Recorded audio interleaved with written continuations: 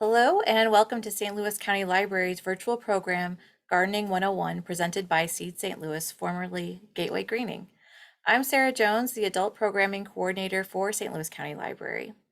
Before we get started, I wanted to bring to your attention a few helpful tips in case this is your first Zoom program with us. First of all, this is a webinar, which means that you should be able to see and hear us, but we cannot see or hear you. The only way you'll be able to communicate with us is through the chat, which will be open, but we'll address any program content questions at the end. If you have any technical questions, feel free to drop that in there. And once we get underway, I will be able to take a look at that. We are recording, so if you have to step away for anything, you'll want to just check that out at a later time. So it'll be available, and you'll be emailed when you get that. If you do have a hard time hearing me, then you should probably adjust the volume on your own device.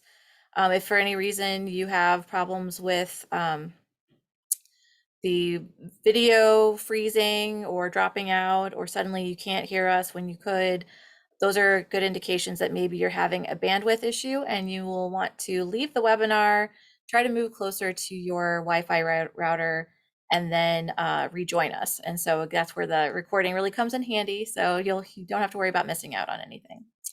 We also have live subtitles. So you should see the little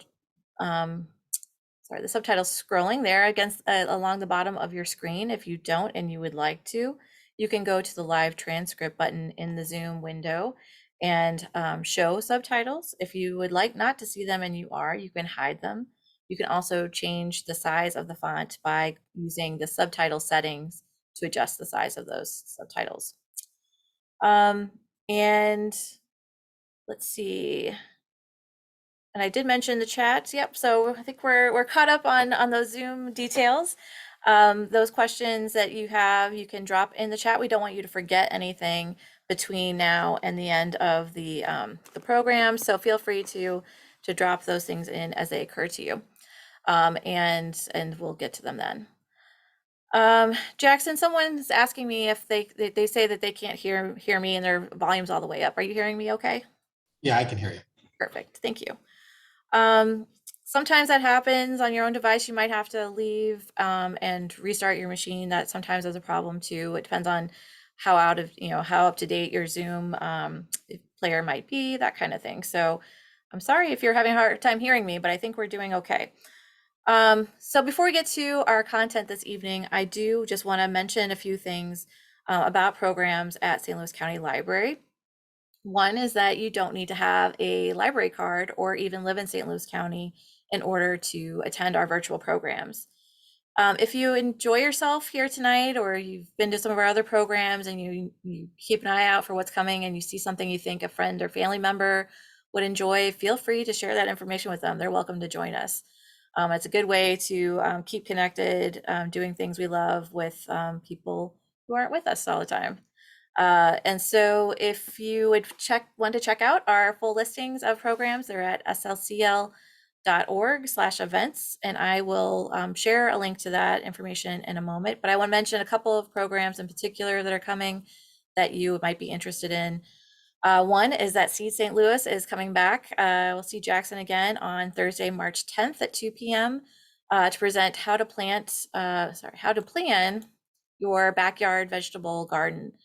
And then that same afternoon at 3 p.m., we'll be kicking off the Partner for Native Landscaping series. Those are 9 programs presented by authors and experts in native landscaping between March 10th and April 6th this year. And you can register for any of those programs in the series or all of them by going to slcl.org/events or using the link I'm going to put in the chat here in a moment. If you aren't able to make any of those, if there's a conflict in your schedule and you can't make it, so if you can't make an afternoon program or you have something else going on, whatever night it might be, feel free to register anyway. You'll receive a link to the YouTube recording once we've posted it. So you can get, we help you remember to check out the things you've missed. And you can find any of our programs that you've missed by checking out the library's YouTube channel. So Again, links to all this, including a virtual sign-in sheet, which is helpful not only to us here at the library in our planning, but also to our partners like Seed St. Louis. So we appreciate you sharing that, taking a moment to fill in some brief feedback when you have a chance about tonight's program. All right, so I think I've got all the housekeeping done. And I'm going to turn things over to Jackson. I'd like to introduce you to Jackson Hambrick, Director of Projects at Seed St. Louis, formerly Gateway Greening. Their mission is one that I love, because who doesn't love the idea of empowering people and communities to grow food? I mean, what more can we ask for? So I'll let you take it away from here, Jackson, and fill us in on any other details you'd like to share. Awesome. Thank you, Sarah. Let me share my screen and we will get started. I hope everyone is doing well and is handling the giant temperature swing we had today. I went into work and it was like 60 degrees this morning and it was like 20 something, I think, when I was just outside. So, whew. But we'll talk a little bit about kind of spring gardening also, because I feel like today's a great representation of Missouri spring. But we're going to be going through Gardening 101. So we're going to start kind of at the basics with vegetable gardening, kind of talking about plant needs, talking about timing of plants. We're going to kind of walk through a seed packet and explain kind of what different parts of a seed packet, like what it means and what kind of some different plants to pay attention to on different parts, and just kind of highlighting some stuff. We'll talk about some vegetable planting and spacing. I think we talk a little bit about composting, but I don't think too much. I think I might actually need to remove that from this part. I think that was for a special one. Talk a little bit about pests, but there's a lot to cover in Gardening 101. So like for us to have enough time, we kind of have to fly through a couple sections that I find make more sense to be covered as whole other topics, which pest management is definitely one of those. I know we teach pest management. I don't know when we have it scheduled, but also on our YouTube page, you can go watch some of our integrated pest management classes that we have and kind of skip to those good parts. So, but I can also, I bet there'll be some questions on pests, so I have no problem taking some questions on them. So let's just dive right in. So pretty basic, but I mean, it's good to cover our basics right when we're starting with this stuff. So our plant needs. So pretty much everything we're growing for food, our vegetable gardens, we need proper sun, water, nutrients, soil, and proper temperature for these to be growing at. So what for sun, usually pretty much all of our vegetable plants, we need about 6 to 8 hours of good direct sunlight for us to be able to grow them to get large enough to actually eat. Now, we'll talk about different types of plants, some warm season and cool season. Their amounts of sunlight differ dramatically. But 6 to 8 hours is a good kind of rule of thumb for kind of the bottom of most plants. Water, pretty much always, everything we're growing pretty much will be needing consistent watering.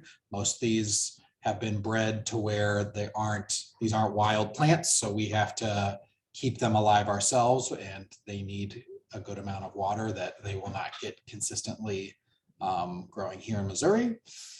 Nutrients, we won't dive too deep into this, but whenever if people start talking about kind of the nutrients that their plants need, the three major ones people talk about: nitrogen, phosphorus, potassium.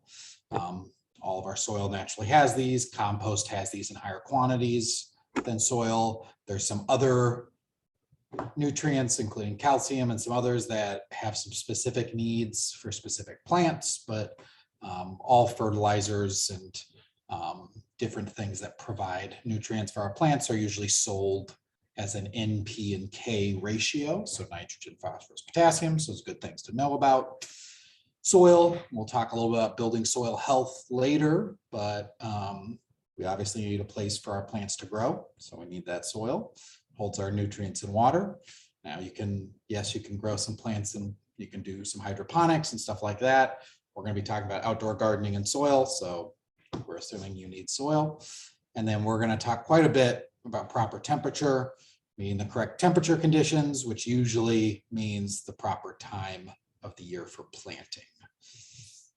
And we can do some techniques, and we'll talk about some techniques of kind of modifying those temperatures to get us the best plants. So just a little point before we dive in, we're going to be talking pretty much all about annual vegetable plants tonight. But I want to make sure we have everybody with our definitions. We're on the same page. So annual plants, they grow for 1 year annually, 1 year, while perennial plants go for at least 2, much longer. Some plants that we're going to be talking about, or I'll use as examples and talk about it, and I'll call them annuals, may actually be perennial plants in kind of tropical regions, or they might be biannual plants, but we treat them as annuals. So it's kind of a good example of we categorize things definitely in agriculture and growing more based on how it fits our needs as a grower and not exactly the characteristics of the plant. So we'll be talking about annual plants, things that we grow for 1 year. So first, we were talking about sunlight earlier, good direct sunlight. If you do go to our planning your backyard vegetable garden class, or if you've seen any of those, we talk quite a bit about location and sunlight. But for us to just kind of do a quick little thing right now, us in the Northern Hemisphere, we want southern sun. We want good southern sun for our gardens because that will give us the most amount of sun through most of the year. I really love this image of kind of showing where winter sunset differs versus a summer sunset and seeing that huge range. And so over the summer, you could be growing maybe on the north side of your house and you'd probably be fine getting plenty of sunlight. But then as we get into fall, or maybe you're trying to start early in the season, you're not getting as much sunlight on that north side. So this is why whenever we're talking about placing any gardens, we want to be aiming for the place that gets the most amount of sunlight, and usually southern sun is that place. You may be in an interesting position where actually, because of maybe a tree or something like that, you might be, your northern side actually might get more sunlight. Just the thing is, if you are planting on the north side of a building or something like that, you should be planning and expecting to not get as much sunlight. And sometimes that can be just a little bit of an effect and you can still grow things great. Sometimes it can be a pretty dramatic effect.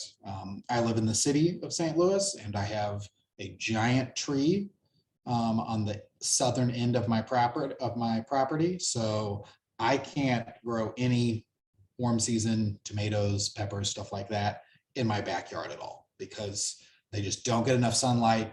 They'll grow, they'll produce leaves, they'll look nice and healthy, but they never get to fruiting because they never get enough sunlight. Now it means I can grow like kale, collards, I can grow some lettuce, and I can grow these things like through almost to the middle of summer versus when I'm growing at our demonstration garden, like those things I can grow mine in my backyard a couple months later and they still look good than the stuff that's out at our demonstration garden, which has the ideal like tons of sun. So sunlight's important. Southern sun, eastern sun is also nice, but really southern sun is what we want. Talking a little bit, I think we're jumping ahead to kind of climate and timing. But if you've ever seen this chart or if you've ever heard of a hardiness zone, this is the USDA's map for hardiness zones for the continental United States. For us in St. Louis, we're zone 6. We have a little bit, like if you dive even deeper, the city is technically, I think, a 6B and the county is a 6A. Just means that the city is a little bit warmer than the county, mostly because of the heat island effect of all the concrete and buildings. Versus where the county, so to be honest, probably the inner ring of the county might be closer to the 6B, but zone 6 is the thing to know. And what this means is this kind of zoning determines when our kind of our last frost date and our first frost date are. And we'll talk some more about those as we dive deeper into the presentation. But April 15th is our last frost date. And so after April 15th, we have a pretty small chance of having frost. Doesn't mean it's a 0 chance. I think last year we actually had a frost after April 15th. We lost pretty much all of our peaches because of that one. And then our first frost date, October 20th, means we're starting to have a higher chance of frost after October 20th. That doesn't mean on October 20th, we're gonna have a frost, but these are using historical data, what their estimates are on our frost dates. So, and so what this means is our cool season. So we'll talk about warm season and cool season in a second, but it means our cool season is usually we're planting around March or so. You can get a little bit early. You could be planting the end of this month if you do some season extension stuff. And then for our fall cool season, you're usually planting in July and August, which will be pretty hot. It doesn't feel like we're preparing for the cool season in August, but with how our falls are, you have to. And then it means our warm season for planting, usually it's around April to May. So just want to talk a little bit, we're going to talk just briefly about some cool season and warm season vegetables, but we categorize our annual vegetables into kind of a cool season vegetable category and a warm season vegetable category. Now there's quite a bit of diversity in each of these categories, but we use these categorizing to really break them down into basically what can grow as a cool season vegetable, what can grow and handle some frost, and then what is a warm season vegetable where it can't handle any frost.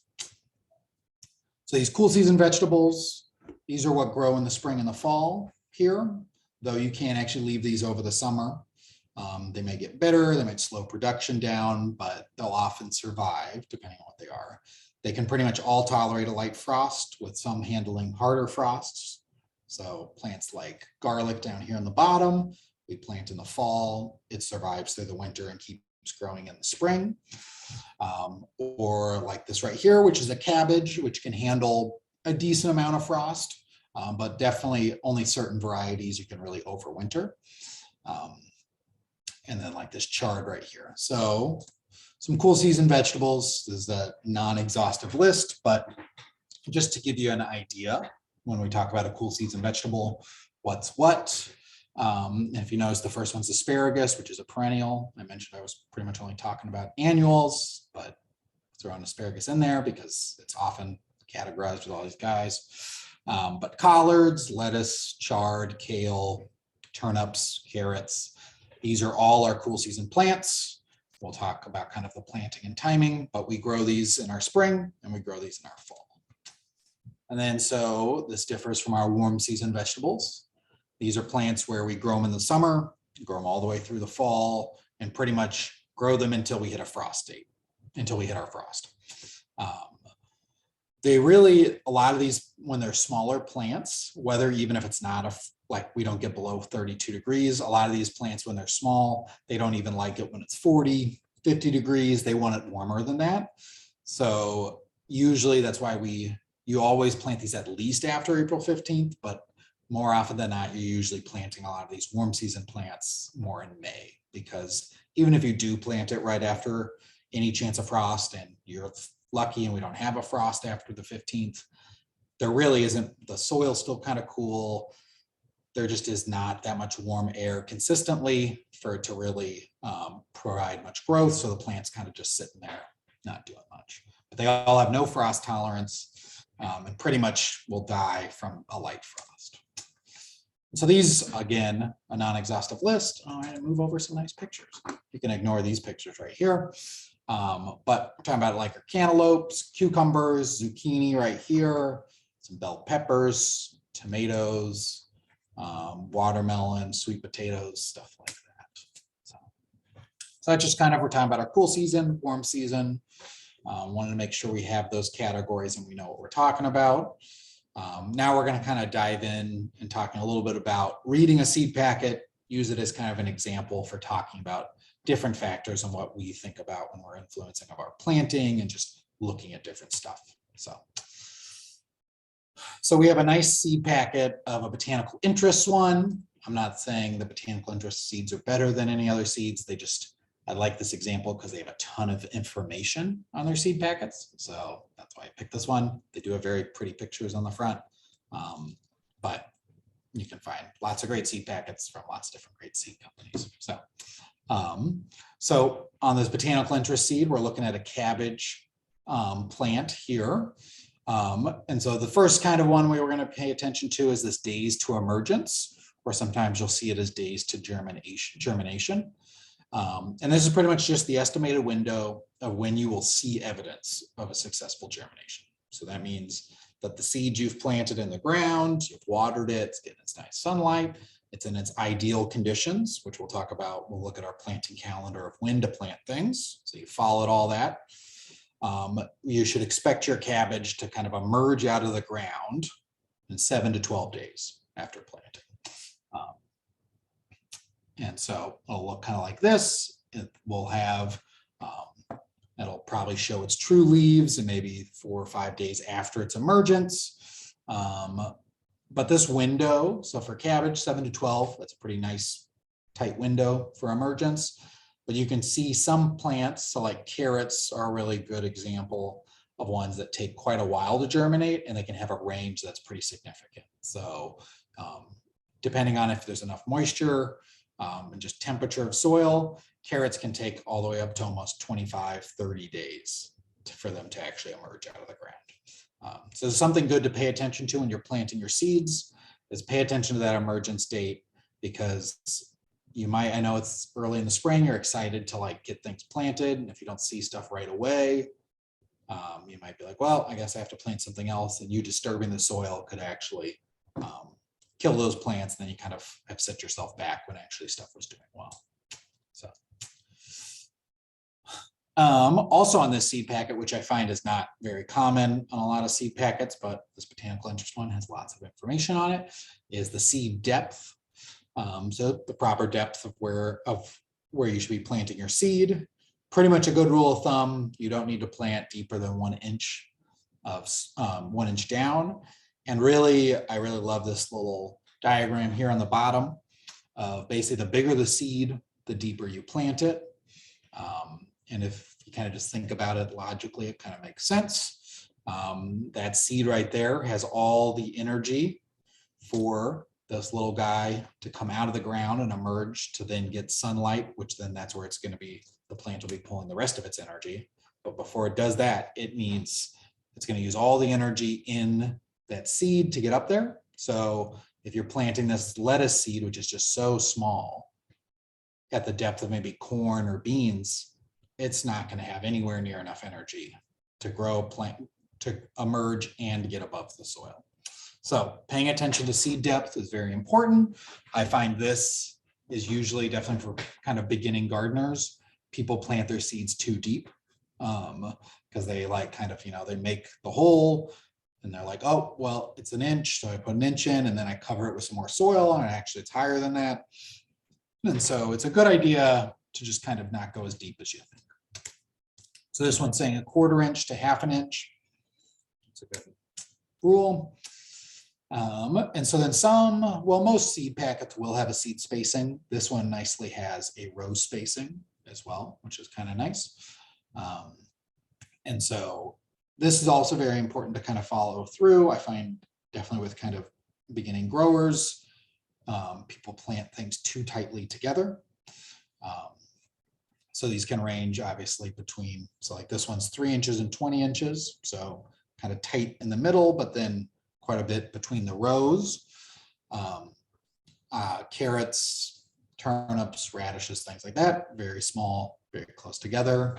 While like your broccoli, cabbage, kale, cauliflower, tomatoes, stuff like that, you need a lot more space between them.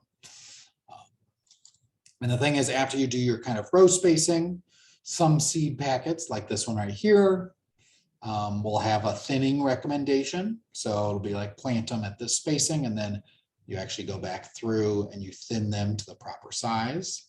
If you've grown any kind of like smaller, like carrots or something like here on the bottom, where it's just so, the seeds are so small and it's pretty hard to plant at the correct spacing, you pretty much always need to be prepared to thin your seeds.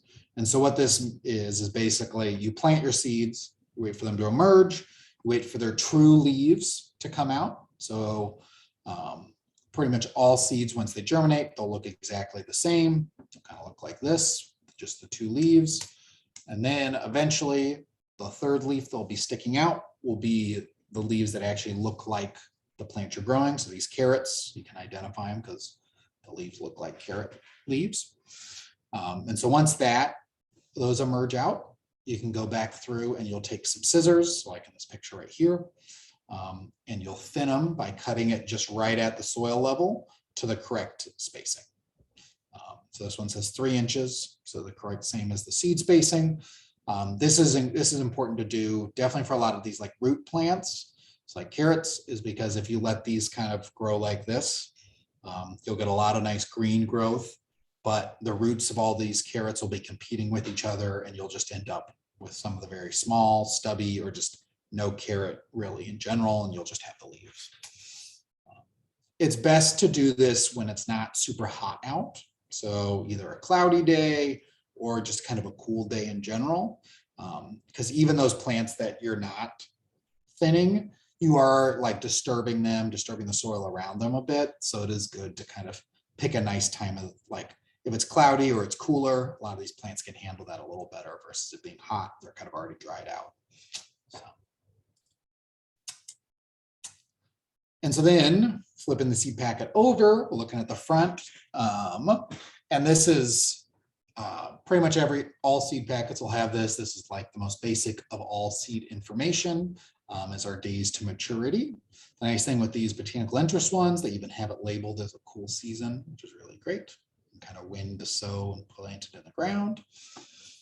And so these are often, those days to maturity are often on the front of the seed packet.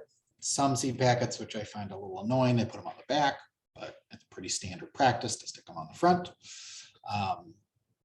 And so this range of days is the like from when you plant it in the ground to that plant being in those ideal conditions in the spring or summer, that it reaches full maturity. So obviously we're growing lots of different plants. These can range quite a bit.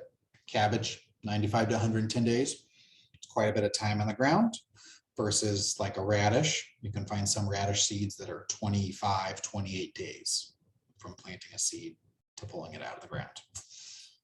Some of these will say days from transplanting instead of days to maturity, or DTM. And so that's usually those for plants that are highly recommended for planting from a seedling. So you start the seed inside, and then once it gets big enough, you take it outside. And then usually these are fruiting plants. So it's really also the number of days to when you start seeing fruit. Obviously, these are all estimates. They're pretty accurate estimates. So if you're finding yours are not getting to that maturity within this kind of range, then you may want to pay attention to those factors that you are changing. So the like what's the weather been? You can't really affect that, but that's something good to pay attention to. But maybe you might not have enough nutrients in the soil. Maybe it's not getting enough water. Maybe it's not getting enough sunlight, which I find is usually like the main reason. Or maybe there's some other environmental factors. Maybe there's some rabbits eating it, something like that. So while they are estimates, they're pretty accurate estimates. So if you're not hitting those, think about what other things you might need to change in your planning or gardening to make that. So, and then on the back, pretty much all of them will have a nice planting info. If you don't, you can always Google the variety name, just stick it into Google. You'll find this Copenhagen market. There'll be plenty of planting instructions out there. There'll probably be other kind of recommendations as well with it.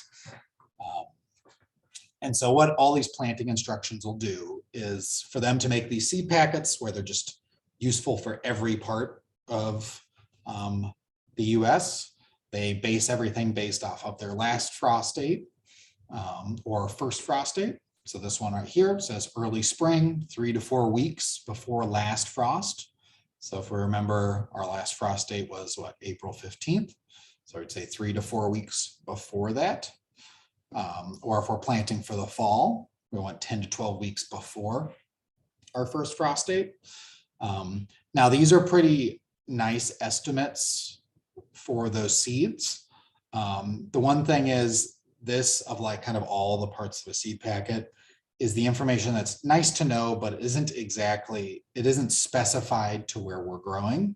So it's often recommended to kind of use a planting calendar for the area, because our springs can look very different than maybe another zone 6's springs, or really like our falls here look very different than other falls, because we have such warm summers that last so long, and our fall can kind of be pretty short. So I highly recommend kind of using more of a planting calendar. We'll kind of go through ours but I think the botanical garden's got a nice one as well, that are more, they're specific to St. Louis. So, and just kind of some other kind of tips and tricks, if you're kind of first starting out, or just kind of planting some root vegetables, popsicle sticks, pencils, or where you planted is really good. 2 to 3 seeds usually for every spacing, and then you can always come back and thin back to that correct size. Because if you do that, you're pretty much ensuring germination for all of the seeds you planted. And like I said, most people are planting their seeds a little too deep. So I was just hinting at our planting calendar. So this is the one we've got. If you want your own copy, you can go on our website. I think it's on the front page. You can download it. I think we also have quite a few really nice printed copies, but this is specific for St. Louis. It doesn't really change a ton every year, though we do make some modifications based on kind of how we've seen things growing, stuff like that. We do kind of a bunch of different random kind of tests every year of planting like broccoli at different times, seeing how it does earlier in the season, seeing how it does in the fall, stuff like that. But we're going to kind of walk right through this one. Let me see. So first, just before we kind of move through all the little things in the bottom, let's take a look. We can see these kind of nice dotted lines down middle of April and October. These are our last spring frost right here in April. And then our first fall frost over in October, those dates. And so a lot of what we're planning is based off of those. If you're thinking about doing seedlings, so starting your own plants indoors in a nice kind of controlled environment and then planting them outside once they get bigger, you look at your plants. So let's take a look and see we're kind of in late February. So like if you're interested in growing some eggplant this year, this is right around the time where you'd be starting your eggplant seedlings indoors. And so these range quite a bit. Obviously some plants like eggplant, pretty slow grower, versus if you look at kind of peppers over here, it's at the beginning of March. Tomatoes, more of into later March because they're a lot faster. But so that's what that little symbol is right there. The one thing is we would love to put this symbol also for these fall plants of when to do it, but it really makes it too crowded. So we remove it from there. It's one of those you can kind of count back the days and figure out when you're going to start those guys indoors for the fall. And so then there's the sow seeds directly in the soil, which has the nice little seed logo. And then has these kind of slash lines. Basically, that's the time that you can kind of plant from seed in the ground. If you notice, like our cool season plants, so we're talking about like beets, good example of a cool season vegetable. Our spring, we have a ton of time when we can be planting these in the ground, mid-March all the way pretty much to end of April. But if you look at our fall, we've got basically about like 2 to 3 weeks of how much time we have for them to kind of get to full maturity, just because our winter kind of creeps up so fast into our fall, and it's so tough to know that it's best to kind of plant within a small window in the fall. And then I jumped over the transplanting. And so then also there's the little hand trowel, which basically planting indoor seedlings outdoors. A lot of the times you're planting it right at the same time as your seeds. Some of these pretty much, they only have a transplant recommendation. So like cauliflower, our spring is so short for cauliflower, and same with our fall, that it's really recommended to only be planting with a seedling. Planting seeds, you usually just don't have enough time to fully get ahead of cauliflower. And then there's certain ones like beets, doesn't have one. Carrots doesn't have a transplant because it's really not necessary, or it's not helpful at all. Some plants, and we'll talk a little bit about kind of which ones to buy from seed versus seedlings. And then we've got our growing period, kind of that, I should call it like that tannish color. Can range quite a bit depending on when you've sowed in the ground. Obviously, some of that growing period goes into where that is that other period as well of when you can be planting. And then there's the harvest period in green, which also, again, varies based on when you planted them in the ground. So a little bit about spring timing, because we're in spring, so it's good to talk about what we're talking about planting right now. Our springs are quite a bit unpredictable, as today is a great example of, or really this week coming up, or the last 3 weeks where we've had a frost and like a snowstorm for part of the week, and then we have it up to almost 60 degrees. The one thing our springs are actually more challenging is not really the cold weather, though having late frost is really annoying. It's really our early summer heat that makes our big challenge, where we can be getting up into our 90 degrees in May, when a lot of these cool season plants that don't like that heat are growing. So what's just a good rule of thumb when growing a lot of these plants in the spring is looking at heat resistant varieties. So ones, if you won't always see this on a seed packet, but if you do look up the varieties on the internet, you'll see Johnny's Seeds is a place, or High Mowing Seeds, where they are actually breeding these varieties to be more heat resistant, or growing a quick growing plant. So looking for those, we're going through that cabbage example, as far as like 95 to 110 days to maturity. You can find cabbage plants that are a little bit lower that range, where it's like 80 to 90 to 80 to 95. And so getting those ones that grow a little bit faster, often that means they're probably gonna be smaller plants, but not always. But getting those quick growing varieties is really good. And then we'll talk a little about using seedlings on sensitive or slow growing plants. And then we'll talk a little bit about starting seasons with starting your season a little bit early. So often we get question of kind of like, well, what plants I should be planting from seed versus I should buy a seedling. I mean, you can buy lots of seedlings. You could just kind of do a lot of things from seedling. The thing is, transplanting or buying seedlings is a lot more expensive than buying seeds. So I think it's like what I think of and what I do is like I always lean to planting from seed unless there's a good reason for planting as a seedling or a transplant. And so I think so for those plants that make sense for planting from a transplant are usually either plants that take a long time to grow. So they have a long time. So we want to get almost a head start by starting them indoors. Or they are really sensitive to temperature change. So the season that we're growing them in, usually it's the cool season ones, is short and they take a long time, or they're super sensitive to kind of any fluctuations in heat. So as later we get into spring, we're kind of risking that heat kind of throwing them off and stopping them from growing.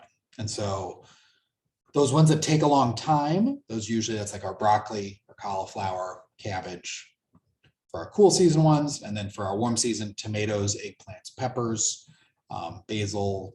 It's like kind of easy just to start inside. So a lot of people do. And so for those cool season ones, that broccoli, cauliflower, and cabbage, they just take so long that usually it's recommended to use a seedling so that you're getting a head start. Because if you're planting from seed, oftentimes you won't get the full size plant before it gets too hot. And usually what happens is for these plants, when it gets too hot and they're kind of growing out of season, either they'll go to seed, so like head lettuce will start to bolt, as they call it, where it's like it's too hot, the day length is too long, I'm kind of done trying to grow as lettuce, I'm just going to basically put out seeds to reproduce. And so usually when these plants do that, our cool season ones, they get really bitter. We don't like the taste. So for lettuce, it gets really bitter. The leaves actually get like kind of like a mealy texture almost to them if you really let it go. While like our broccoli and cauliflower, the cauliflower gets really spicy to the point of becoming bitter, and it'll start burning almost the head of the cauliflower. Broccoli starts to go to seed as well and gets bitter as also. And so that's for those kind of seedlings, that's what makes sense. So then for direct seeding, kind of plants that make sense, all root vegetables, you can buy seedlings of beets if you want. It really just makes sense to plant from seed. It's a lot cheaper. You can get a lot better varieties if you buy seed packets.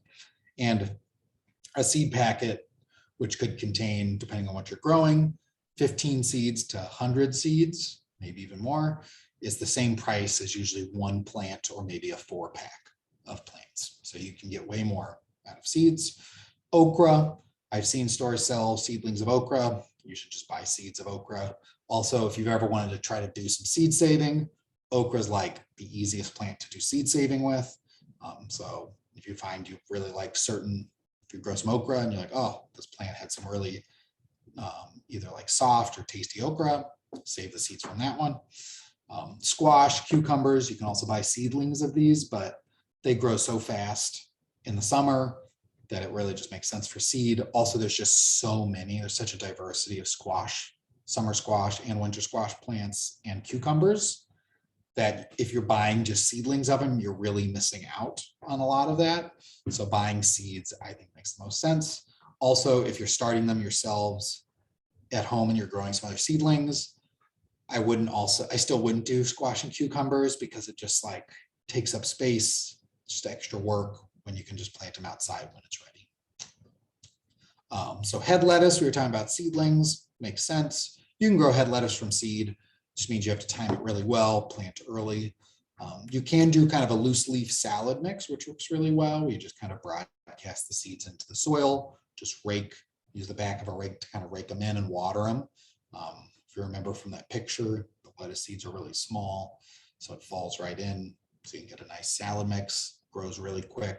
Usually in about 25, 30 days, you can get a nice salad out of some lettuce that you've grown. And then a lot of flowers, sunflowers, beans, peas. Some people like to buy marigold seedlings as one example because they like the compact nature of it. I'm a big fan of just kind of growing them from seed. Same with some other kind of flowers that are often grown in pairings with vegetable gardens. So for those plants that we are growing and planting seedlings, you will have to make sure that they're hardened. So if you're growing them yourself, that means you'll have to set them outside, kind of in over about a 7 to 10 day period, basically just acclimating them to the outdoors. If they've been growing indoors, they're used to no wind really, ideal sunlight conditions, all this light is in the exact position versus in other, when you put it outside, the sun's at different angles throughout the day. So this plant has to get used to it. Usually about 7 to 10 days is about how long it takes. You start with a few hours and add a few hours every day up to about 12 hours. If you're buying seedlings from a store, they're pretty much always hardened. I'd be very surprised if they're not. If it's like while you're in your hardening, just a good point is like if it's going to frost or it's going to be really bad weather, storms, something like that, don't put them outside that day. Skip it, do the next day.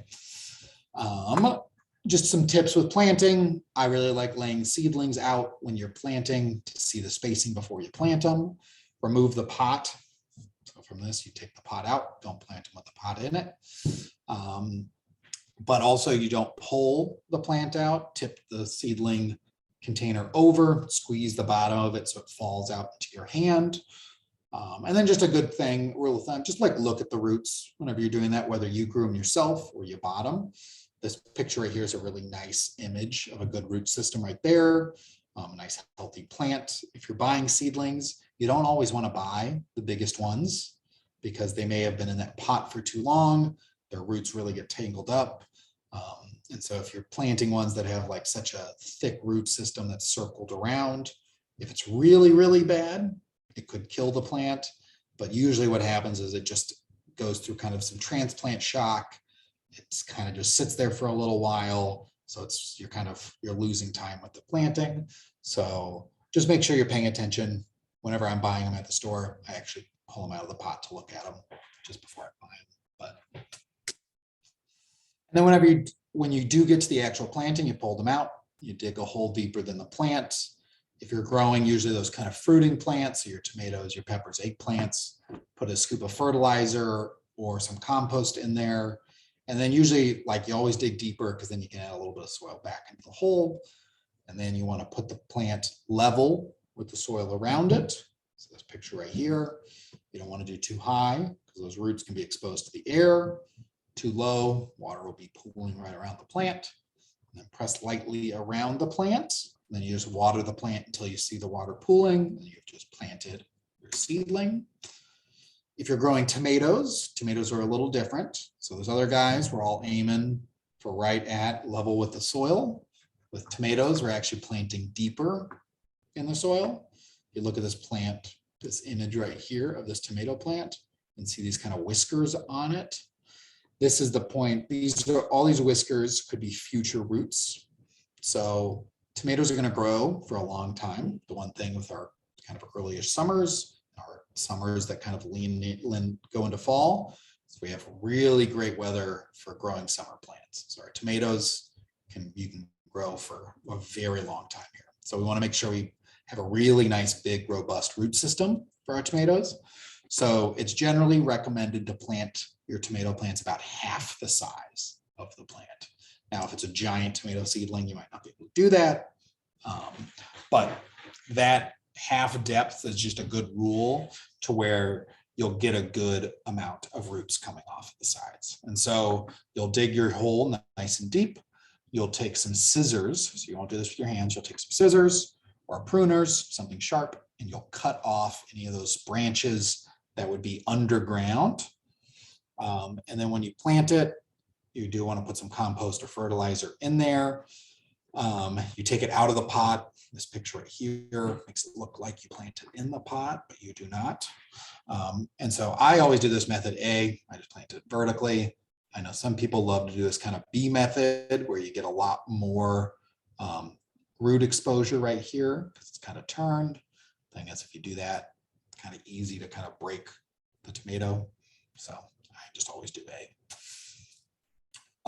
So yeah, you can do tomato fertilizer, you can do compost. I do kind of either interchangeably, and they seem to do great. Most often people's garden beds or their berms or wherever they're growing usually has plenty of nutrients. So it's not something to kind of worry about. So I want to make sure we have enough time for questions. So I'm going to kind of move a little faster. But when you're buying seeds or transplants, high quality seeds, if you've had some trouble in the past, maybe with some ones that just didn't produce a lot, or maybe you had some pest problems, looking for hybrid varieties, which you often see as the F1 symbol next to the plant name, is usually good because usually they're breeding a variety that has good pest resistance with one that produces a lot. And then for plants, like ones that usually have lots of pest problems, are cucumbers or squash, some of our tomatoes. Hybrids for those are really helpful. If you've had some mildew problems on cucumbers and tomatoes, or cucumbers and squashes, looking up some powdery mildew or downy mildew resistance, which is often abbreviated as PM or DM. Also, if you buy a hybrid of those, often they've been bred to have those resistances. And just kind of looking up names, even if you're at the store and you're like, oh, if you put in that name of that variety on the internet, you can read a bit about it. We talked a little bit about looking at healthy transplants as well. So since it's spring, I want to talk a little bit about preparing your growing space before we jump to questions. So just a good rule, don't leave dead plant material in your beds in the fall. Now I know we all, not everyone, you can't always get to it, but definitely for those plants that have a lot of disease or pest problems, that's usually a lot of our summer stuff. So that's our tomatoes, our squash, our cucumbers, stuff like our peppers, eggplant, those guys that have quite a bit of pest pressure. It's a good idea to pull those out once they're done producing, because if we leave those in there, we're kind of creating a nice environment. Definitely if we had pests the previous year, we're kind of creating good space for them to kind of reproduce again. Most springs, if you're growing pretty intensively, where you're growing in all 3 seasons, it's a good idea to work about 1 to 2 inches of compost in. We're not talking too much about tilling or anything here today, but it's pretty like the research is pretty settled on kind of limiting tillage. So instead of fully turning over your garden bed or your soil every year, you're really disturbing a lot of the interactions in that soil, not only between like the roots, but there's lots of other small organisms in there where it's actually been shown a lot of those are actually what make the nutrients in our soil available for our plants. So limiting tillage is super, like really prevents kind of tearing that all up and kind of having to restart every year. So what we usually do is we use a broad fork or a digging fork, just looks like a giant fork. And we just go through and loosen the soil where you basically just stab it in, kind of move it back and forth and just kind of do that through the garden bed. It loosens it up just enough, creates some kind of gaps in there to where then we put the compost on top of it. It settles in. Usually we try to do this a day or two before we're going to plant, though I've done it the day of planting and it's fine too. But let it settle for a day or two. It kind of makes the soil more consistent and it's easier to plant. And then you get that soil kind of at various, that compost at various depths of your soil. So you're getting nutrients kind of mixed throughout, which is really nice. It's also a lot easier than tilling because you're just going through with a fork, you're not having to turn things over with a shovel or a tiller and do that. So I'm gonna skip through, but if you have cover crops, you usually want to kill before the crop seeds set. So we're going to talk a little bit more about planting actually in the March one. I know we're running through on time, but whenever we're doing our kind of planning for our demonstration garden, we often think about kind of where the big long-term plants are going to go. So our kale, our collards, tomatoes, eggplant, peppers, broccoli, stuff like that, squash, other things. Are these plants going to be vining, taking over? And then kind of once we've figured those out, then we're like, all right, where can we stick our carrots? It's like this one right here. We're going to have some beans growing up this trellis. We'll probably stick some carrots on the side, and kind of where we stick those other plants that we want to grow. So the nice thing also with seeds planting, so like if you do like lettuces, like if you really do like the salad mix, you can do some really fun stuff with some succession planting. So you can grow these where basically in 7 to 21 day intervals, you basically spread out your planting. So you plant this week, and then next Tuesday, you plant again. Following Tuesday, you plant the same. You can also do this with certain plants. So like lettuce, you can do this a bit with, but with like carrots and radishes, you can do this a lot more because the days to maturity within those varieties can range quite a bit.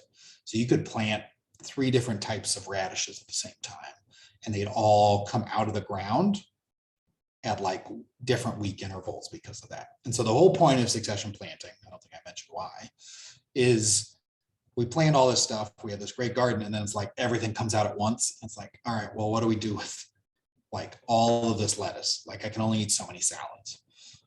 While if we do some succession planting, it means we have kind of a small, a reasonable amount of lettuce throughout the growing season.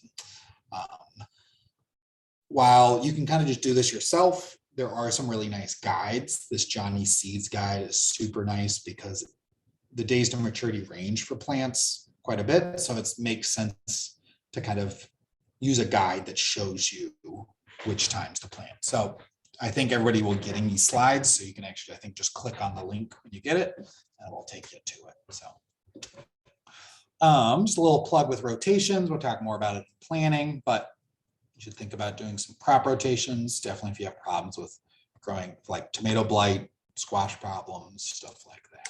So some spring, I think we're almost to the end. So I want to just quickly, some spring recommendations this year. I think we talked a little bit earlier, but for if you've had some trouble getting some of your spring plants to full maturity, for your kind of lettuces or your broccoli, cauliflower, cabbage, look for maybe some heat tolerant plants. So like for lettuce, Salanova is a really nice variety. For your broccoli and cauliflowers, I think Minuteman cauliflower is a really great one. Look for those ones that are heat tolerant and quick growing is a great plus, or quick growing. Often these will be smaller. If you find plants where they talk about them being smaller, that means they usually will be growing faster. And those F1 hybrids are really nice. So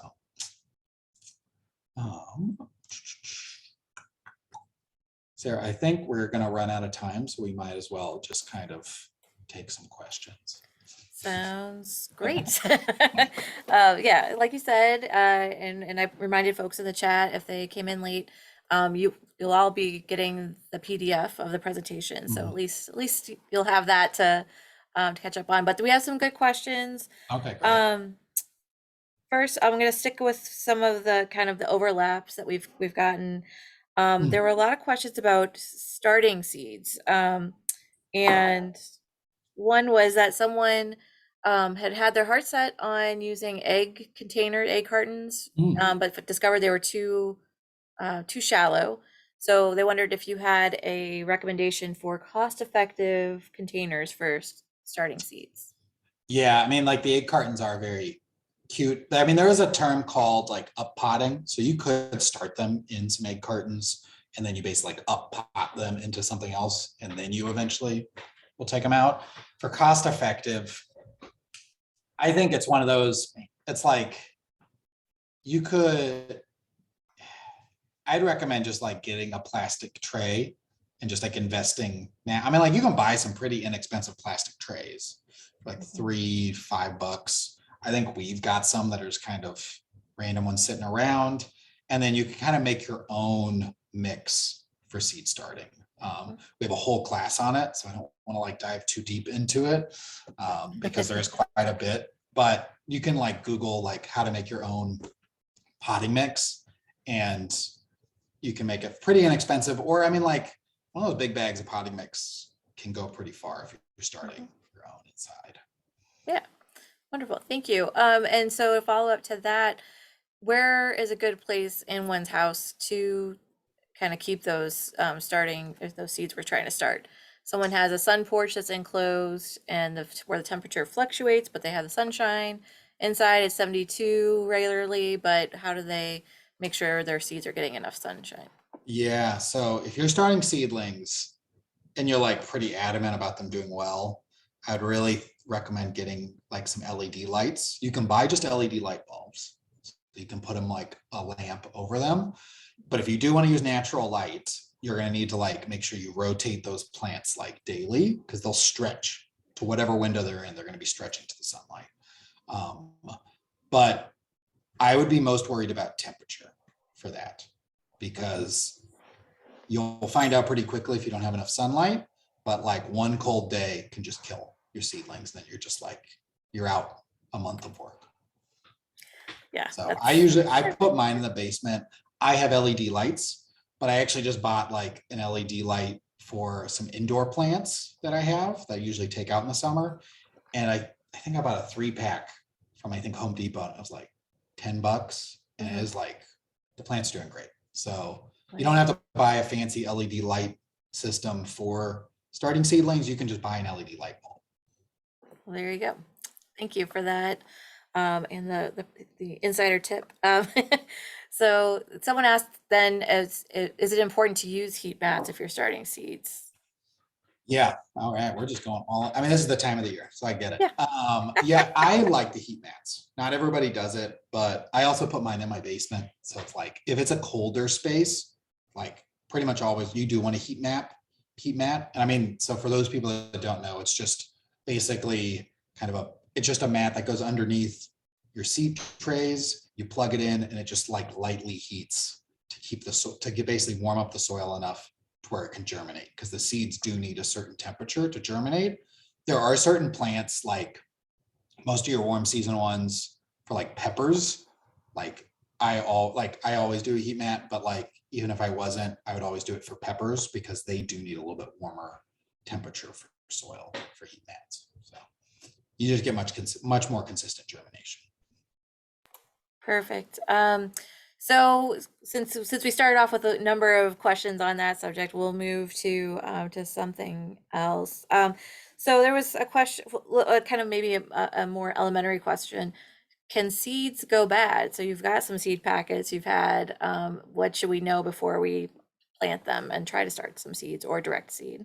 No, that's a good. I think every single time that question's asked, so I need to definitely add that to our seeding area. So that's a good question. Not really. So like seed packets, they have their dates of like when they expire. I think it's in that same category of like certain canned foods and things where it's like they put an expiration date on it so then they can sell the seeds next year kind of thing. Um, so if you ever buy seeds from us, a lot of the seeds we sell, which we sell very cheap, are all expired seeds.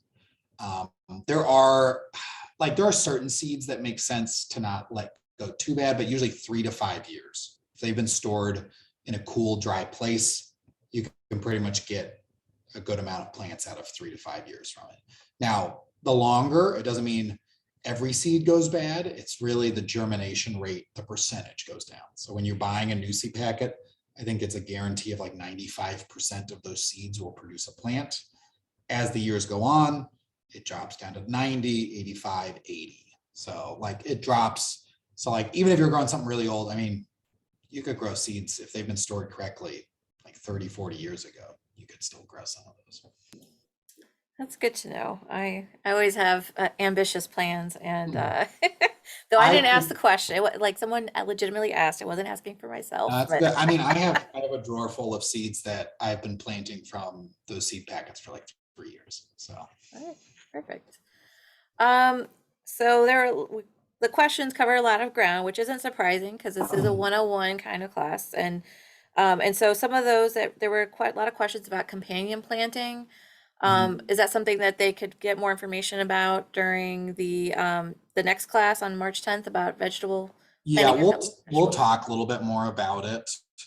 So yeah, this is one of the slides we kind of flew through at the end. Mhm. I really don't worry too much. Like if you go to Pinterest and you follow the gardening stuff, they'll talk about like plants that do great, well, like each other or don't like each other. Really isn't much research on like plants that don't like each other. Mhm. Pretty much like when you think of companion planting, our goal is really create like a healthy, diverse ecosystem. So we want different types of plants because first it helps with our pest problems. Like if we're just growing all of one thing, the pests show up and they love those tomatoes, you'll just get like they'll just take them all out kind of thing. So we want to have a mixture of things. And then usually when I think about pairing things, I think more about like either the timing of when the plants are being planted or coming out of the ground, Mhm. and then what their spacing requirements are. So like this picture right here has some collards and onions. Um, Collards a little bit taller. They'll be getting kind of larger than the onions. The onions don't need a ton of full sun, so if they're shaded a little bit by the collards, it's not the end of the world. I think we have some chives at the end of this kind of berm, so like we're trying to bring in some pollinators. So like throwing in some kind of flowering plants is really nice. And yeah, we talk a lot more about that on the March 10th. All right, great. Yeah, because that's something when you're getting started, you don't necessarily think about. You're just like throw it all, throw it all in there. But there can be some good reasons for giving it a little more thought. And someone who says yes, Pinterest is like it's just filled with info, so it's a little overwhelming. Yeah. So Oh, I mean, I use it for idea stuff. It's great. yeah, It's just like absolutely. you don't know who's posting it. So it's like, Yeah, very so true. So there were a lot of questions about various pests. yes. So as far as the mammal kinds of Okay. pests, such as deer and squirrels, what kind of insight can we give folks? I think Um, I know the answer, but I'll let you be the bearer of bad news. for deer, like really, there aren't. I mean, like deer is just one of those. Like both deer and rabbits, it's pretty much like physical barriers. I think is the only effective thing I've seen. Mhm. Um, People talk about putting like pepper or like red pepper flakes or something to keep rabbits from eating it. I've tried it, doesn't seem to work. Squirrels also with like tomatoes. I am trying, and I actually need to make sure I do this year. My tomatoes did pretty well, but by the end of the year, squirrels kind of figured them out. Um, so I'm going to like, I've tried the water thing where people are like, oh, they're just thirsty, so put some water out. I've done that. They still eat the tomatoes, or they take one bite and then they stop eating. Yes, the heartbreak of seeing Yes. your hard work just sitting there baking in the sun with So one I'm bite. gonna I'm gonna try. Somebody told me doing Christmas ornaments and put them out now, Mhm. like red ones, so that the squirrels, like if you have a bunch of squirrels around you, they like kind of think, they're like, oh, is that some fruit? They maybe bite it. They're like, oh, this isn't edible. And then they kind of ignore the space. I'm willing to try it because I'm trying to try all these things. Yeah. But the most effective definitely for rabbits is putting up some like chicken wire or heavy duty fence kind of around, dig down like 6 inches to a foot and bury it. That I found keeps rabbits out. For deer, it's just like we have some gardens out there like that, out in like Wildwood and stuff, where it's like they're right next to forests. The only thing I found that they've told us that's been successful is putting up a giant fence. So Yeah. I don't really know. I know when my parents would do is we had tons of deer. We only had like one raised bed, is they put up a fence right around the raised bed to where the deer couldn't get in the bed because it's too small. And they couldn't, the fence was tall enough to where they couldn't bend their head down to eat the plants. So it's like a little bit smaller fencing. So it's like an option. Yeah, I've heard that too. Yeah, if they can't jump into it, then, or more importantly, jump back out, they're likely to leave it alone. So, Mhm. but yeah, that's a bummer. You know, that's the hard truth of some of Yeah, those just there's no barriers. easy answer.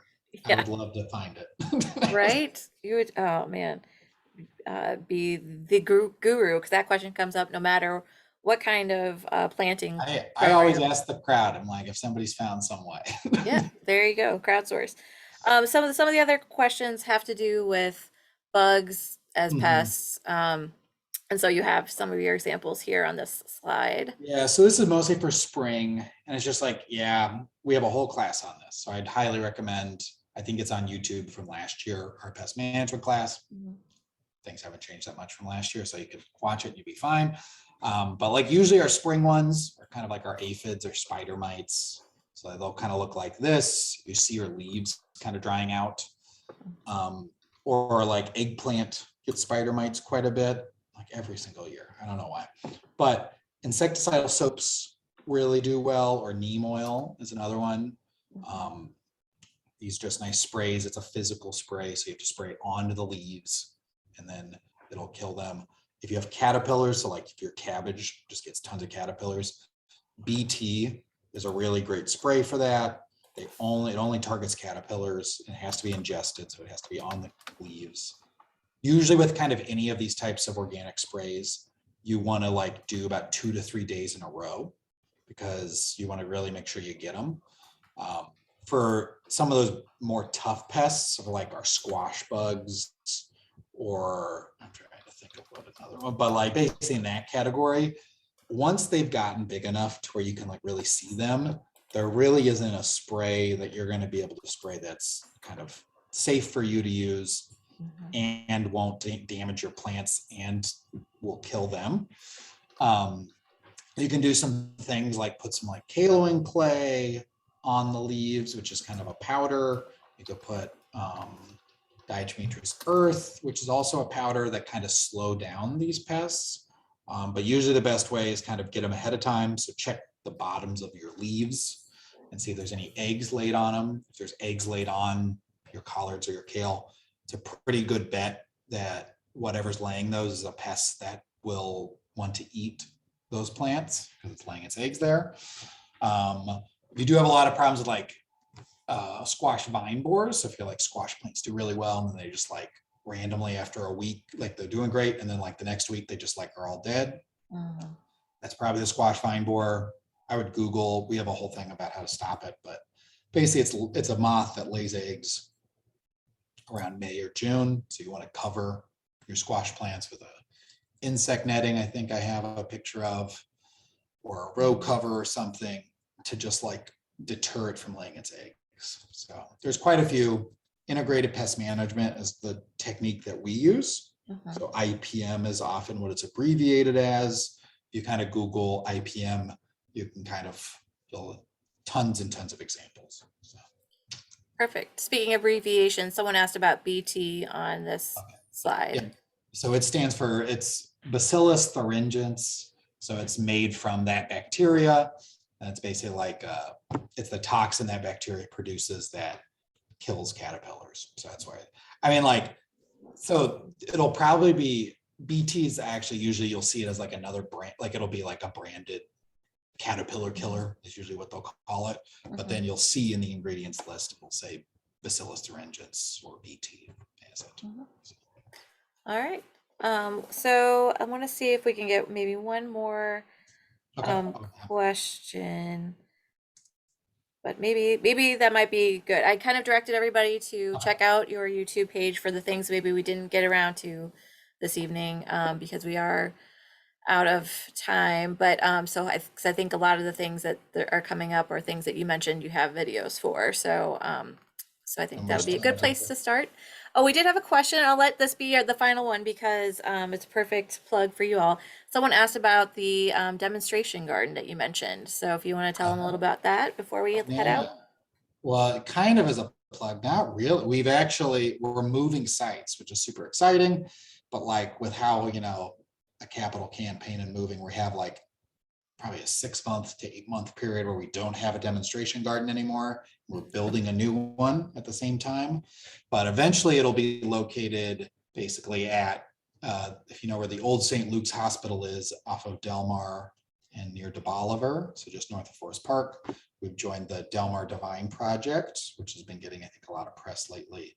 And we're putting kind of our agriculture center with our demonstration garden behind it. So it used to be located on Bell Avenue, but it is now just a community garden. So, but we still have lots of content. And then later this fall, summer and fall, we'll have the starts of our demonstration garden. So, All right, perfect. Yeah, I forgot about that you can't take that with you yeah. in your move. And so do you want to tell them about your the community agricultural conference, and then Yeah, we'll so we wrap have a up? community ag conference. I think we'll send out, maybe, I don't know. But March 1st to the 5th, it's both virtual and in person. So the virtual one, no limit on attendance. You go to this Eventbrite, or if you go to our website, it's on the front page. It's free to go. You just have to sign up through Eventbrite. The in-person does have attendance limits. It's at Wash U. And so there are room sizes based on the event. The in-person's on Saturday. So if you are interested in doing kind of in-person, make sure you sign up soon, because I know some of the spaces are full. And I mean, the topics will range kind of from some gardening stuff, but to like community involvement in spaces, donating produce to food pantries. And we have a beekeeping, intro to beekeeping class. We have a couple of like water management in your garden, which I'm really excited for. So there's some really cool Yeah, workshops.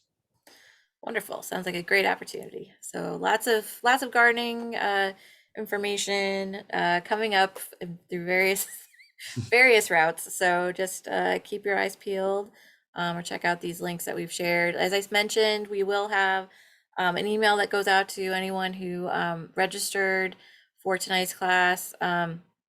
So it'll have the PDF of this presentation that Jackson just shared with us. It'll have some links to some library resources and a link to the YouTube recording of tonight's program. So thank you all for being here. Thank you, Jackson. We love having these programs and really appreciate you sharing the information you have and your expertise with us. And we'll see you in a couple weeks. Yep. All right. All Sounds good. right. All right. Thanks, everyone. Have a great night.